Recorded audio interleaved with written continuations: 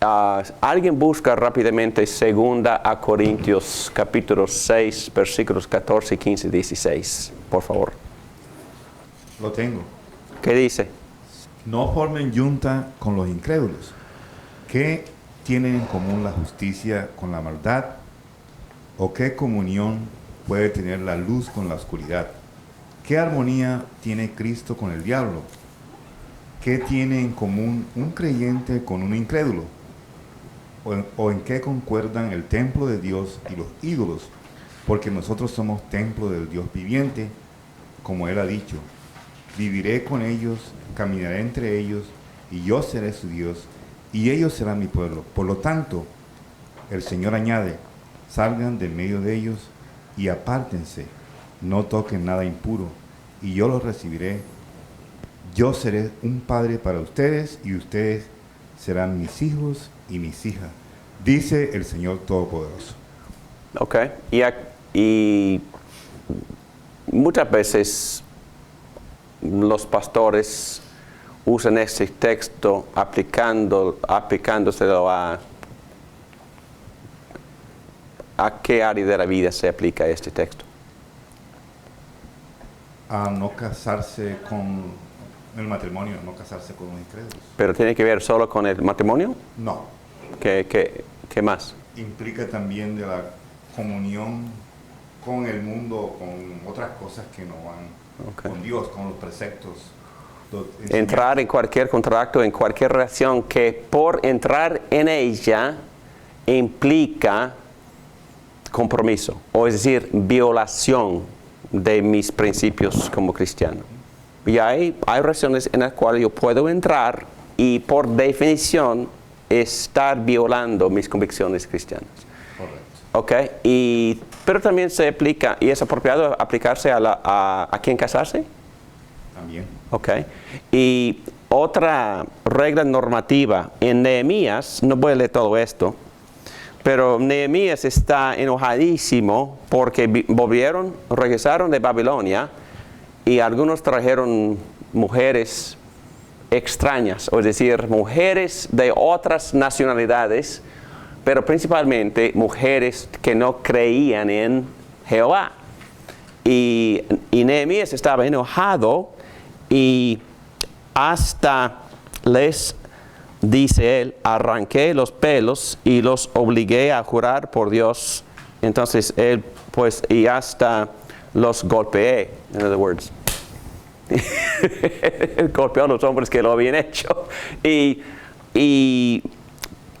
Pero ¿por qué está tan preocupado Nehemías por estos actos de los hombres? ¿Cuál es el peligro? La contaminación espiritual que, como fue con Salomón, que lo llevaron a pecar. Exacto. Apartarse. Usa ese ejemplo de rey de sabiduría que empezó a desviarse de Dios por las mujeres que había tomado y mujeres que no creían en Dios. ¿Y es normativa esta enseñanza? No. A mí sí, perdón, sí. Ok. ¿Y cómo sabemos que es normativa esta enseñanza? Entonces, ¿cuál es la aplicación de hoy para ti, soltero? 2 Corintios 6, Pablo lo dijo. ¿Qué dice? Enseña más una vez, no formen junta con los incrédulos. Ok, pero también dice, está dando, voy a llegar a esa pregunta. La mujer está ligada a su esposo mientras él vive, pero si el esposo muere, ella queda libre para casarse con quien quiera, con tal de que sea en el Señor. Y por supuesto, vivimos para tratar de convertir a todos los incrédulos, pero uno de los métodos de evangelismo que Dios nos ha dado no es el matrimonio. ¿Me entienden? Entonces, no nos casamos para convertir al incrédulo, jamás. Es que Dios habla con claridad que ese no es la manera. ¿Por qué? ¿Por qué no es la manera? Prácticamente porque es la manera. El primer punto del sermón ayer. ¿Qué fue? Danger. Danger, peligro. ¿Cuál es el peligro? Y Nehemías menciona lo que es el peligro. ¿Cuál es? Que quizás antes de casarse con esa persona, tú ya vas a empezar a idolatrar los otros dioses. Los dos están evangelizando, ¿verdad? Sí. Los dos están discipulando, ¿verdad? Los dos están influyendo y es inevitable que en este caso mi esposa no creyente me evangelice, que me influya, que me cambie. Es inevitable que yo, para poder agradecerle, y ese es mi deseo, agradecerle, voy a dejar muchas convicciones y voy a empezar a sujetarme a su cosmovisión, etcétera, etcétera. Y Dios dice con claridad, no lo hagan. Es sumamente peligroso. Y es más, ¿cuál es el propósito del matrimonio? Glorificar a Dios. Glorificar a Dios por vivir el Evangelio. El hombre viviendo el Evangelio se sacrifica por su esposa y la esposa, no se enoje conmigo, bíblicamente vive el Evangelio por practicar su respeto a Dios mismo, a Cristo mismo en el matrimonio. No es mi enseñanza, es la enseñanza de Dios en su palabra. Y no es decir que no estoy tampoco apoyando el abuso de mujeres ni nada de eso, y por favor, no. Estoy diciendo que el primer propósito para casarse es vivir el Evangelio, porque el Evangelio requiere que yo sirva, que yo me sacrifique y que me dé por ella y que ella me respete y hacer lo mismo, y los dos practicamos la gracia, el amor, el perdón y la misericordia de Jesucristo. Y el propósito principal del matrimonio es vivir el Evangelio. Hay muchos propósitos, pero en primer lugar es vivir el Evangelio. El apóstol Pablo escribió, las malas compañías pervierten las buenas costumbres. Ajá. En Salomón también escribió, ¿andarán dos juntos sin que se entiendan? ¿Caminará el hombre en brasas sin que se queme? Muy bien, quizás damos un curso completo sobre todo esto, pero nada más estoy dando ejemplos de qué. Ejemplos de cómo se pone en práctica esta característica de la palabra de Dios. Y voy a decirlo fuertemente. El creyente, sea hombre o mujer, que me dice que mi sabiduría en esta área es más alta que la de Dios, yo le diría a esa persona, yo le digo a esas personas constantemente que ustedes están resistiendo al Espíritu Santo. Ustedes están resistiendo a Dios mismo. Dios te ha dado con claridad su diseño y también ha dado un montón de razones diciendo porque este diseño es sabio y tú no eres más sabio que Dios. Entonces me sujeto al diseño. Todo el mundo en el mundo evangélico está, no, el Espíritu Santo me guió a hacer esto. Mi Espíritu Santo me dio con claridad que esta fue la persona. Cuando la palabra de Dios dice con claridad que esa no es la persona. Y el cristiano, no, Espíritu Santo, no, Satanás, no fue, si un espíritu te lo dijo, pero no fue el Espíritu de Dios, fue un espíritu. No, es que es altivez, es arrogancia, es rebeldía. No somos más sabios que Dios. Y si violamos su diseño, hacemos más y más enferma la iglesia y menos efectiva en este mundo de la iglesia. ¿Sabes cuál es el método número 1 de evangelismo? Si vamos a hablar de evangelismo, no es casarnos con los no creyentes, créanme. Es fatal, es entrega, es me doy por vencido. No, eso no es el método.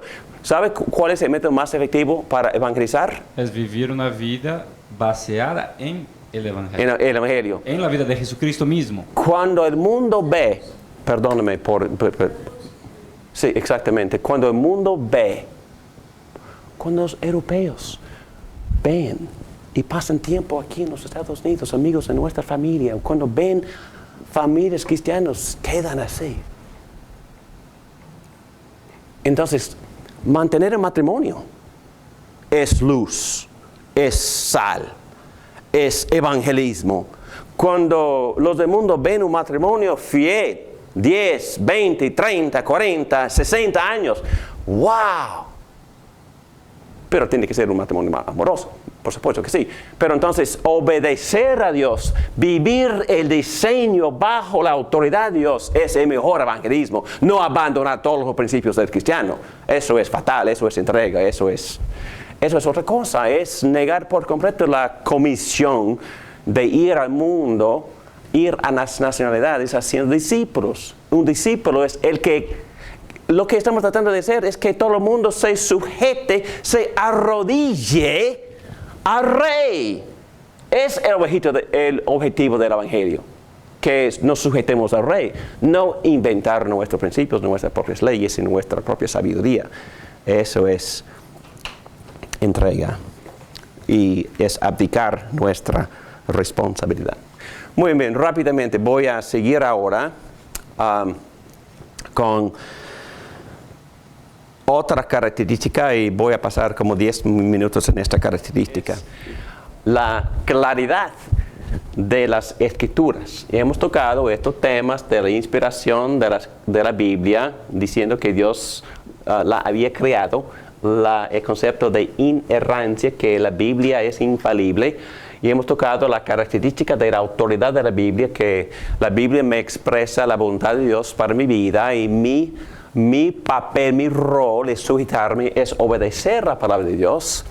Y en este punto B, estamos hablando de otra característica de la Biblia, claridad. Y esta palabra quiere decir en sí que la Biblia no es tan difícil para comprender que es inútil leerla. Estamos diciendo que la Biblia se expresa sus conceptos, sus principios y el propósito de Dios con claridad. Bueno, aunque algunas partes de la Escritura son ciertamente difíciles de comprender, su significado es claro. Y empiezo con lo más difícil, porque el apóstol Pedro, dijo que algunos puntos del apóstol Pablo son difíciles para entender. Y aquí en versículo 16 de segunda de Pedro, capítulo 3, versículo 15 y 16, Pedro está diciendo que Pablo escribe escrituras, pero algunos puntos de Pablo son difíciles para entender. Pero no dijo imposible, dijo difícil. Si un concepto bíblico es difícil, ¿qué hacemos? ¿Nos entregamos? ¿Nos damos por vencidos? ¿Qué hacemos? Oramos. ¿Qué más? Constante. Tenemos que estudiarlo. Es que tenemos que ponernos a trabajar. Pedro usa otra metáfora que hoy en día la metáfora parecida sería sudar mucho. O como diríamos en inglés, roll up the shirt sleeves, roll up es que preparar la mente para poder sudar. La mente a veces tiene que sudar. No sé si han estado sudando leyendo la Biblia o no. Yo sí, muchísimo. A veces estudio hasta que la Biblia me da dolor de cabeza. Y sigo estudiando. Y el cansancio me domina. Pero yo quiero comprender. Estudio, leo. Entonces, digo que puede ser difícil, pero no imposible. ¿Ok? Pero la gran parte de la Biblia no es tan difícil. Pedro no dice que es imposible, sino a veces difícil. Muy bien. La Biblia misma afirma frecuentemente su propia claridad. Y estos textos que voy a compartir ahora sugieren que todos los profetas y apóstoles y hasta Cristo mismo, cuando ellos daban enseñanzas, ellos esperaban que la gente entendiera y obedeciera. Entonces, cuando ellos enseñaban, no estaban enseñando como eruditos, no estaban pensando, diciendo que solo algunos de los más inteligentes pueden entender. No, estaban asumiendo de que todo el mundo entendía y todo el mundo iba a obedecer. Fue su presuposición. Por ejemplo, Deuteronomio. Grábate en el corazón estas palabras que hoy te mando. Y ese texto dice que hay que inculcar estas enseñanzas en sus hijos cuando te levantas, cuando pasas por el camino y cuando se acuestan. En otras palabras, Moisés esperaba que el pueblo leyera y obedeciera y enseñara constantemente y a través de todos los días las escrituras. Entonces su presuposición fue que no, se puede entender estas enseñanzas y obedecerlas, no al revés. Se esperaba que los padres leyeran y discernieran las escrituras en casa diariamente. Y también los salmos hablan de la necesidad de meditar día y noche, con la implicación de que se puede entender. Se esperaba que los creyentes mediten durante el día. Y estos salmos también enseñan esto. Y fíjense en la palabra sencillo. La exposición de tus palabras nos da luz y da entendimiento al sencillo. ¿Y cuántos proverbios? El propósito de los proverbios: adquirir sabiduría, disciplina, para discernir palabras de inteligencia, para recibir la corrección que dan la prudencia, la rectitud, la justicia y la equidad, para infundir sagacidad en los ¿quiénes? Inexpertos, y discreción en los jóvenes. Entonces, la palabra de Dios es para ¿quiénes? Para todos. ¿Dios quiere que los jóvenes leyeran la palabra? Claro que sí. Dios quiere que los padres empiecen leyendo, pero también quiere que los jóvenes lean la palabra. Leerla por completo, toda la palabra. Y hay jóvenes en esa iglesia, menos de 10 años, que han leído la Biblia por completo. ¿Por qué? Por sus padres. Por los padres, cuando ellos leen la Biblia, insisten en que sus hijos también lean la Biblia. Y es lo normal. Y Dios quiere que leamos la Biblia. Y Dios asume, los profetas asumen, Moisés asume que los padres y los niños, Salomón, que escribió estos proverbios, él asumía que los jóvenes también iban a leer estos proverbios que él estaba escribiendo. ¿Para qué? Para que aprendieran sabiduría. Porque todo el mundo necesita sabiduría. ¿Y cómo adquirimos sabiduría? Leer la Biblia, leerla. Hemos estado, bueno, yo confieso mis pecados constantemente, pero estuvimos dando varios ejemplos de cómo los israelitas expresaban su insatisfacción con Dios. Y yo hice mención de uno de esos ejemplos en el sermón de domingo, de Dios castigando a los israelitas que estaban quejándose constantemente contra Dios y contra sus líderes por enviarles serpientes para morderles y hasta matarlos. Y anoche yo leí por completo el libro de Números, donde se encuentra esa ilustración, y me quedé sorprendido de cuántas veces ese tipo de sucedimiento ocurrió. Que Dios había disciplinado a su pueblo por quejarse constantemente y por rebelarse contra sus líderes constantemente. Y se me había olvidado esos conceptos, pero recibí mucho ánimo y muchísima instrucción por solo leer. Y no es suficiente escuchar sermones. Por el sermón toca una porción chiquitita, pero hay que leer libros por completo para poder dominar el tema del libro y ver cómo es Dios y cómo Él se ha revelado. Bueno, Jesús nunca dijo cuando estaba enseñando la Biblia, bueno, estas escrituras son muy difíciles déjenselas a los expertos. Nunca dijo eso. A menudo Jesús regañó a la gente por leer selectivamente y no los excusó por sus incapaces de leer y comprender. Él esperaba que la gente leyera y entendiera. Jesús responde frecuentemente a las preguntas de la gente con declaraciones tal como: ¿no han leído? ¿No han leído? Docenas de veces Jesús: ¿no han leído? Entonces él esperaba que la gente estaba leyendo constantemente la Biblia y esperaba que ellos entendieran la Biblia. ¿No han leído? ¿Ustedes no han leído? Cuando me hacen preguntas, ¿qué hago? Normalmente, ¿qué hago cuando ustedes me hacen una pregunta? Hay un texto que se dirige a eso. ¿No han leído? Yo espero que lean. Ok. Jesús y Pablo y Pedro también escribieron cartas, y en esas cartas no se dirigían exclusivamente a pastores o a los eruditos. Normalmente, cuando Pedro y Pablo escribieron cartas, empezaron diciéndoles: yo les dirijo a ¿quiénes? A todos los santos. ¿Y quiénes son los santos? Todos los creyentes justificados por fe en Cristo son los santos.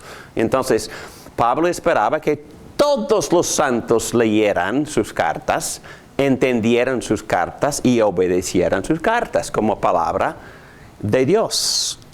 Y también en la mayoría de estas iglesias a las cuales los apóstoles escribieron cartas, había muchos gentiles que eran nuevos cristianos, que no tenían trasfondo del Antiguo Testamento, no de la teología judía.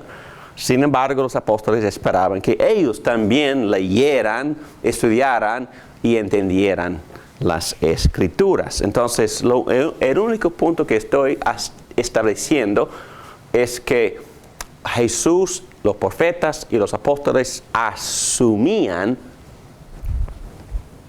en general la claridad de las Escrituras. No como algunos dicen: ay, muy difícil, hay que dejar esto a los expertos, a los teólogos. No, los teólogos se equivocan constantemente. ¿Y qué dijo Martín Lutero? Que un simple laico armado con las Escrituras es mayor que el Papa más poderoso sin ellas. Bueno, aquí en 106, por supuesto que sí. Yo sé que estoy corriendo, pero quisiera terminar esta sección. Cualidades espirituales necesarias. Hemos hablado muchísimo de este punto, que el Espíritu Santo se necesita para poder iluminarnos las Escrituras. Bueno, presuponemos eso. Definición número 3 de claridad. La claridad de la Biblia quiere decir que la Biblia está escrita de tal manera que todos los que la leen, buscando la ayuda de Dios y estando dispuestos a seguirlas, pueden entender sus enseñanzas. La persona tiene que ir con cierto empeño, con muchísima humildad, dependiendo del Espíritu Santo, y se puede entender. Desafíos para poder comprender. Bueno, todos estos puntos bajo número 4 dicen más o menos lo mismo. Y yo sé que eso suena un poco tonto, pero para poder entender la Biblia hay que leer la Biblia. Para poder entender la Biblia hay que leer la Biblia. La Biblia es una historia, cuenta una sola historia. Y si lees un pedacito, por supuesto que no vas a entender. Hay que leer la Biblia, desde Génesis hasta Apocalipsis. Hay que leer la Biblia para poder entender la Biblia. ¿Ustedes prestaron atención ayer en el servicio, cuando los niños dieron la narrativa? ¿De qué se trató la narrativa? Un resumen. ¿Un resumen de qué? Del plan de redención. Aquí lo tengo, 2 páginas. Un resumen de la Biblia por completo.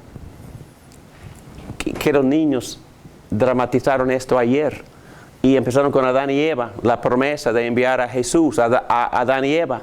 siguieron con Abraham y Moisés, las promesas que Dios le hizo a Abraham y a Moisés, a Abraham a enviar una simiente que iba a bendecir a todo el mundo, a todas las naciones. A Moisés traería sabias enseñanzas. Y luego Jeremías hablando de un rey que vendría para establecer justicia y rectitud. Y luego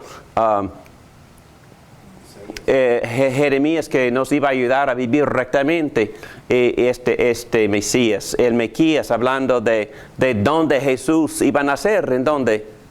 Y profetizado por quién, por Miqueas en capítulo 5, versículo 2.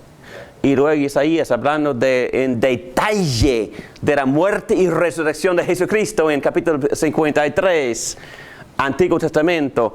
Y luego Dios hablando a través del ángel a Zacarías y a María y a José. Y luego Jesús vino. Entonces, un resumen escrito con inteligencia para que los niños pudieran dramatizarlo. ¿Y quién lo escribió? Amy. Una nueva creyente que tiene solo 5 años en la fe. Una nueva creyente. ¿Y por qué puede hacer esto? Porque ha leído la Biblia 3 o 4 veces. Por completo. Y su niña también.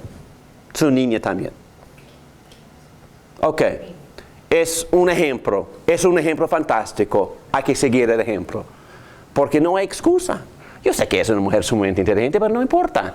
Cualquier don nadie puede leer y entender la historia de la Biblia, la historia de la redención. Por supuesto que si no van a entender todo, yo no entiendo todo, hay mucho que no entiendo, pero yo entiendo el flujo de la historia, yo entiendo el amor de Dios, yo entiendo la gracia de Dios, yo entiendo que Adán y Eva pecaron, yo entiendo que Dios les prometió enviar a Cristo a salvarnos y aplastar la cabeza de Satanás. Yo entiendo eso porque ahí está con claridad.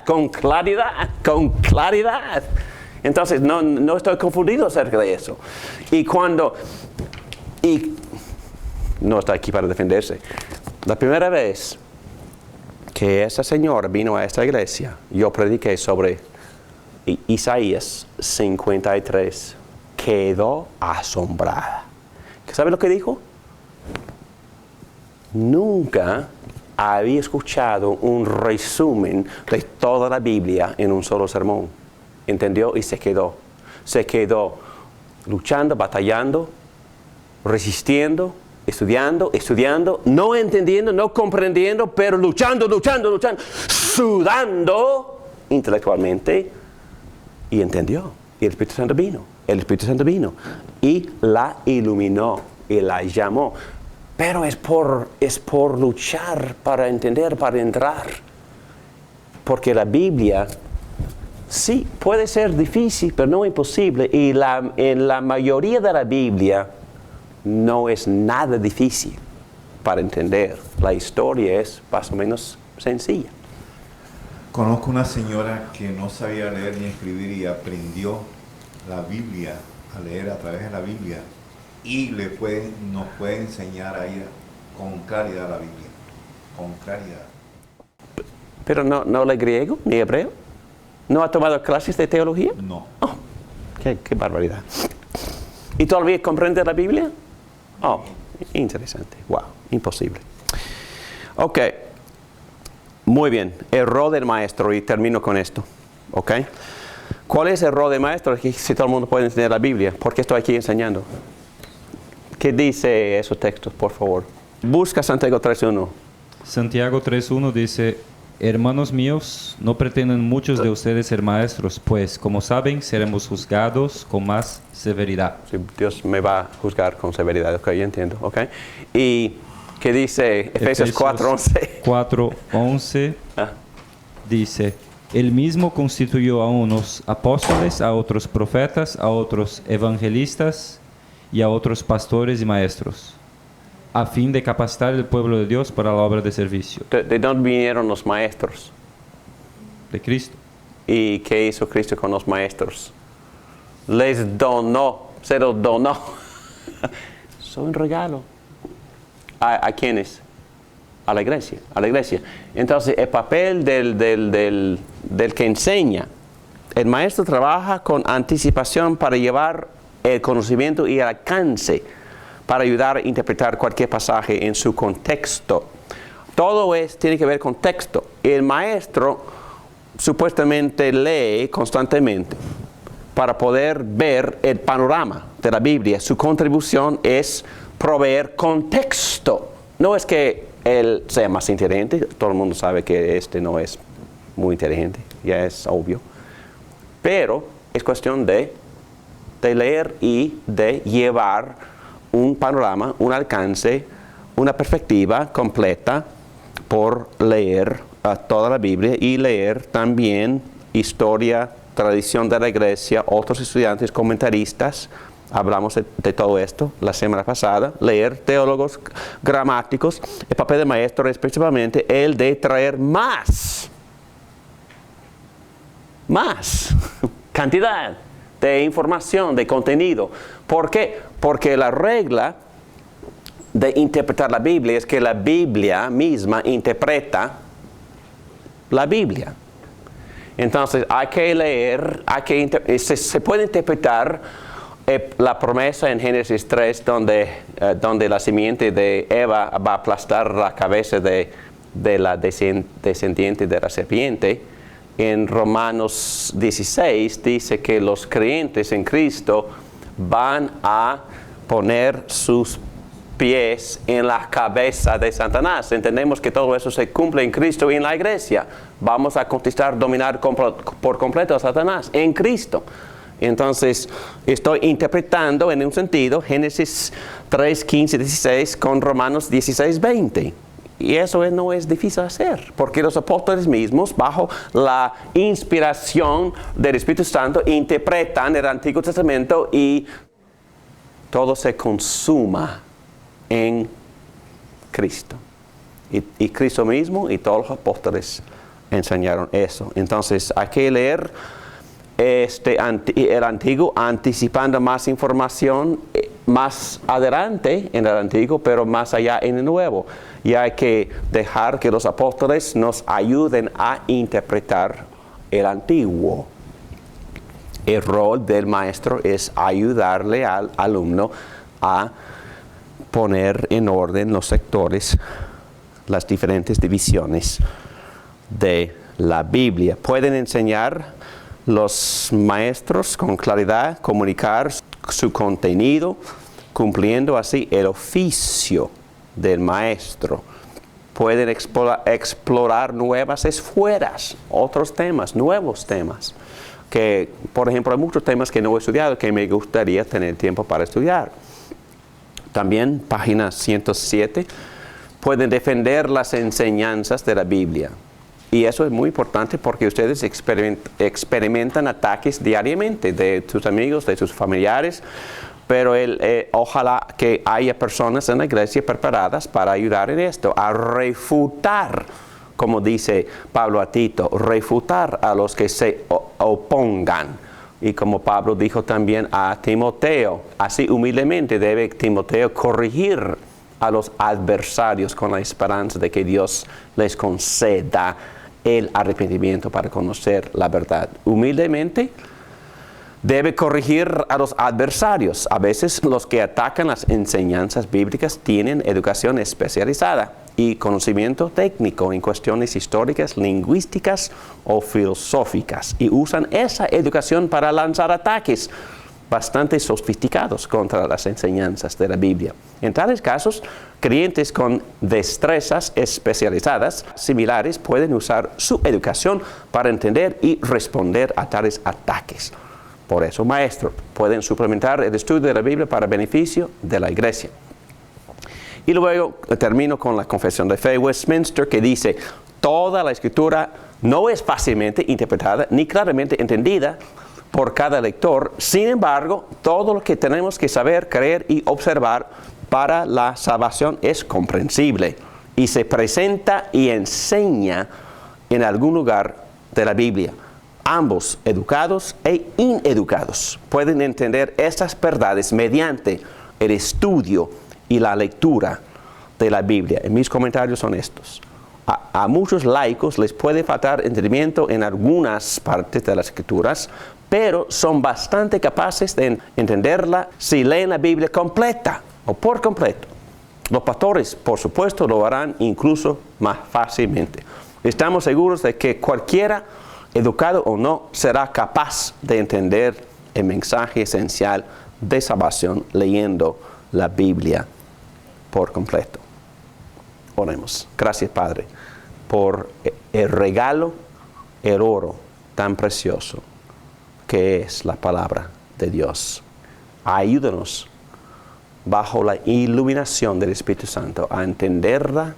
Danos el poder del Espíritu Santo para poder ponerla en práctica, sujetándonos a su autoridad. Entendemos que tu palabra expresa tu autoridad en nuestras vidas. Tú eres nuestro Rey y tú nos hablas a través de tu santa palabra. Y nosotros por fe nos sujetamos a ella en el nombre de Cristo Jesús. Amén.